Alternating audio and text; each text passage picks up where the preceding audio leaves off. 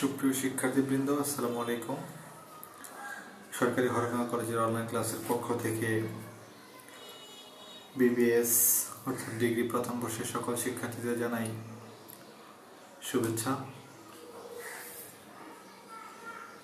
আজকে তোমাদের সাথে ব্যবসায় পরিচিতি কোর্সটি নিয়ে আলোচনা করব। আজকের আলোচনার প্রথমত আমরা জানব বাণিজ্য বলতে আমরা কি বুঝি, তারপর আছে বাণিজ্যের আওতা বা পরিধি। বাণিজ্যের সাথে আমরা অনেকেই পরিচিত। বাণিজ্য বলতে মূলত কোনো কিছু ক্রয় বিক্রয়কে আমরা বুঝে থাকি সাধারণত, কিন্তু এর ভিতরে আরো অনেক কাজ আছে। অর্থাৎ সহজভাবে যদি আমরা বলি যে মুনাফা অর্জনের উদ্দেশ্যে পণ্যদ্রব্য বিনিময় বা বন্টন সংক্রান্ত কাজকেই বাণিজ্য বলে। যদি আমরা আরেকটু ব্যাপকভাবে আলোচনা করি তাহলে বাণিজ্য হলো মুনাফা অর্জনের উদ্দেশ্যে শিল্পে উৎপাদিত পণ্য সামগ্রী প্রকৃত ভোক্তার নিকট বন্টন বা বিনিময় করা। এ সম্পর্কে বিভিন্ন লেখকগণ বিভিন্নভাবে সংজ্ঞায়িত করেছেন। আমরা যদি একটু আলোচনা করি,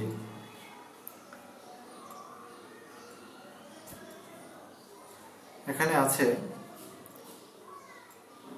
এম.সি. শুক্লার মতে বাণিজ্য বলতে ক্রয় বিক্রয় এবং সংশ্লিষ্ট যাবতীয় কার্যবলী যেমন গুদামজাতকরণ, শ্রেণী বিভাজন, মোড়কীকরণ, অর্থসংস্থান, বীমাকরণ ও পরিবহনকে বোঝায়, যা ব্যবসায়ের কাজে সুবিধা প্রদান করে।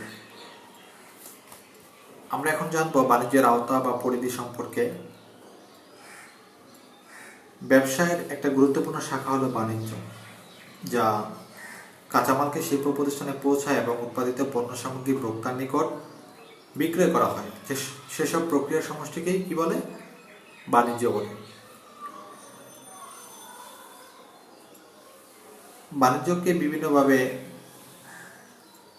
সাজানো হয়েছে। যেমন প্রথমত আছে পণ্য বিনিময় বা ক্রয় বিক্রয়, তারপর আছে পণ্য বিনিময়ের যে সকল সহায়ক কাজগুলো আছে। প্রথমত আমরা জানবো ক্রয় বিক্রয় সংক্রান্ত কাজগুলো কি। যেমন পণ্য বিনিময় বাণিজ্যের একটি গুরুত্বপূর্ণ শাখা, অর্থাৎ মুনাফা অর্জনের উদ্দেশ্যে পণ্য সামগ্রী ক্রয় বিক্রয় কার্যকে পণ্য বিনিময় বলা হয়। এগুলোকে আবার দুটি ভাগে ভাগ করেছে, যেমন অভ্যন্তরীণ বিনিময়, আবার অপরটি হচ্ছে পাইকারি।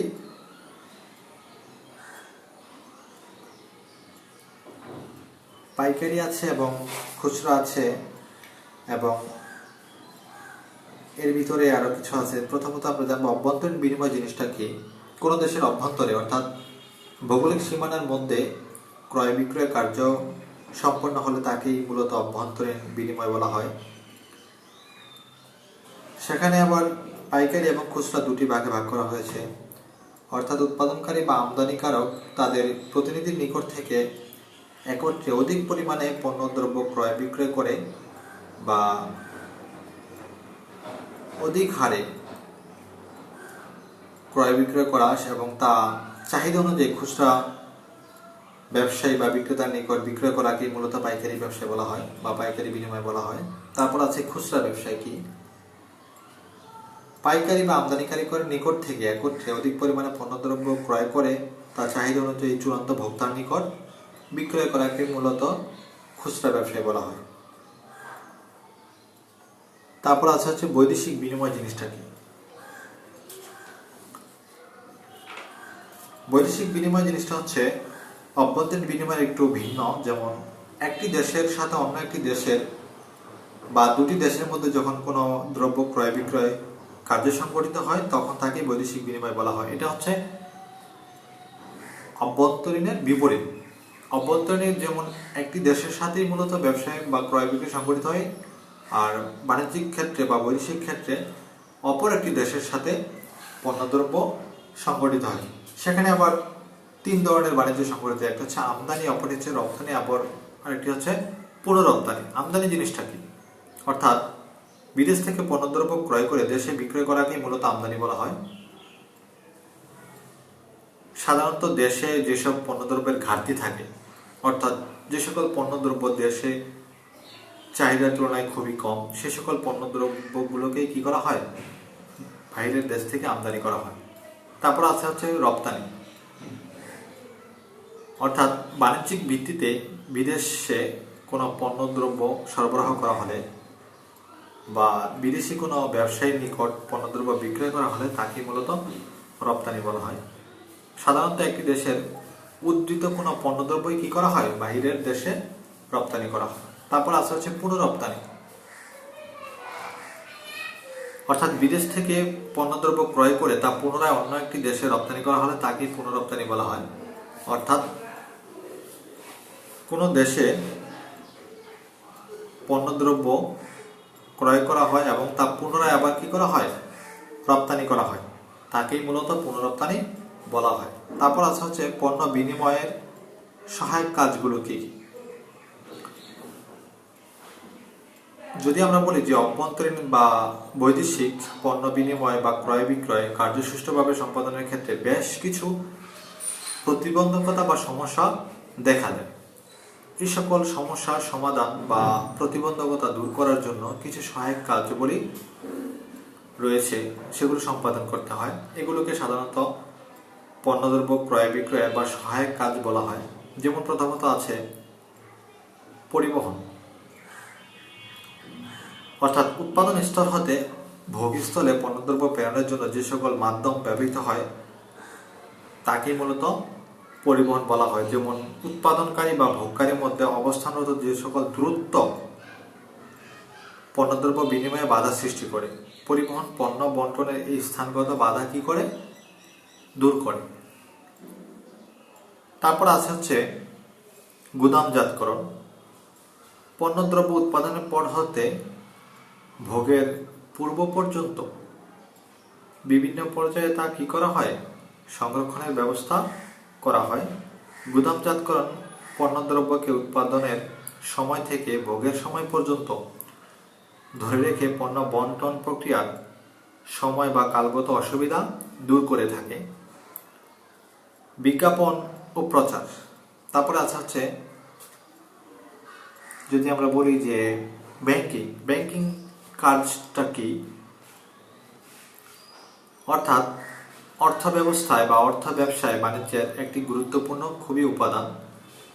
এই অর্থের নিরাপত্তা বিধান বা বিভিন্ন স্থানে অর্থ প্রেরণ করা এবং ব্যবসায়ের অর্থ আদায় বা সুষ্ঠু ব্যবস্থাপনার উপরই ব্যবসায় বাণিজ্য অনেকাংশে কি নির্ভরশীল। এই অর্থ সংক্রান্ত এই অসুবিধাগুলোকে কি করে থাকে, ব্যাংক সমাধান বা দূর করে থাকে। তারপর হচ্ছে বীমা, পণ্যদ্রব্য বন্টনের ক্ষেত্রে বিভিন্ন ঝুঁকি রয়েছে। এ সকল ঝুঁকি বা অনিশ্চয়তা বা দুর্ঘটনা বীমার মাধ্যমে কি করা হয়, অনেকাংশে দূর করা হয়। অভ্যন্তরীণ ও বাণিজ্যিক সকল ক্ষেত্রে ঝুঁকি রয়েছে, এই সকল ঝুঁকি এবং ক্ষতির দায়িত্ব বীমা গ্রহণ করে থাকে। তারপর সর্বশেষে যে বিষয়টি রয়েছে তা হচ্ছে বিজ্ঞাপন ও প্রচার, অর্থাৎ বর্তমানে উৎপাদন ও বাজারজাতকরণের যুগে পণ্য কোনো নির্দিষ্ট এলাকায় উৎপাদিত হলেও তা ভোগ করে থাকে দেশ বিদেশের বিভিন্ন ভোগকারী বা মানুষ। তাই এ পণ্যের খবর ভোক্তাদের কাছে ছড়িয়ে দেওয়া বা তাদের কাছে পৌঁছে দেওয়ার জন্য বিজ্ঞাপনের প্রয়োজন হয়। এজন্য বিভিন্ন ধরনের বিজ্ঞাপন ও প্রচার মাধ্যম হয়ে থাকে। এই প্রচার সংক্রান্ত বাধা বিজ্ঞাপনকে দূর করে বিজ্ঞাপন, অর্থাৎ বিজ্ঞাপনের মাধ্যমে একটি পণ্য সম্পর্কে বিভিন্ন মানুষ অবহিত হতে পারে, যার মাধ্যমে ব্যবসা বাণিজ্যের প্রসার অনেকাংশে বৃদ্ধি পায়। অতএব বাণিজ্যের বিশাল কর্মক্ষেত্রে বা কর্মক্ষেত্র সম্পর্কে ধারণা পাওয়ার জন্য বাণিজ্যিক কর্মকাণ্ড পরিচালনায় বিশেষ গুরুত্ব ভূমিকা পালন করে থাকে।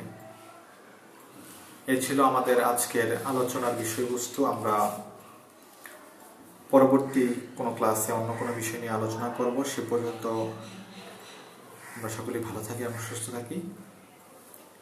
আসসালামু আলাইকুম।